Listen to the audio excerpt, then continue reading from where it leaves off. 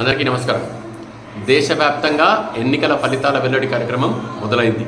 ఓట్ల లెక్కింపు తొలి దశను పరిశీలించినట్లయితే ఊహించిన విధంగానే ఎగ్జిట్ పోల్స్లో వచ్చిన విధంగానే దేశవ్యాప్తంగా బీజేపీ నేతృత్వంలోని ఎన్డీఏ కూటమి మరి ముందంజలో దూసుకెళ్తూ ఉంది. అలాగని కాంగ్రెస్ నేతృత్వంలోని ఇండియా కూటమి పూర్తి వెనుకంజలో ఉందని ప్రస్తుతానికి చెప్పే పరిస్థితి లేదు. మరి ఊహించిన దానికంటే కాస్త ఎక్కువ స్థానాలు గెలుచుకుంటున్నప్పటికీ అధికారానికి మాత్రం దూరంగానే ఉండబోతుందన్న సంగతి స్పష్టంగా తెలుస్తూ ఉంది.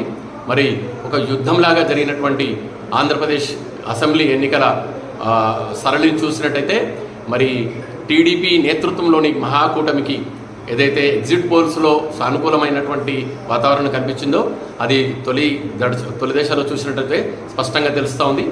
రాయలసీమతో సహా రాష్ట్ర వ్యాప్తంగా అన్ని చోట్ల కూడా టీడీపీ నేతృత్వంలోని కూటమి ముందంజలో దూసుకెళ్తూ ఉంది.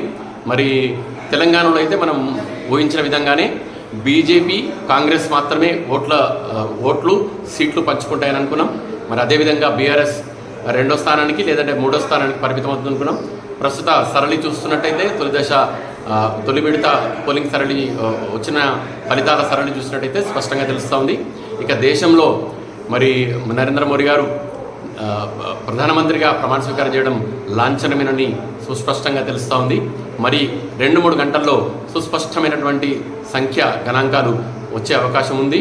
మరి కాస్త అటు ఇటుగా ఉన్న ఆంధ్రప్రదేశ్లో టీడీపీ నేతృత్వంలోని మహాకూటమి అధికారం చేపట్టబోతుందని అంచనా వేయగలుగుతున్నాం.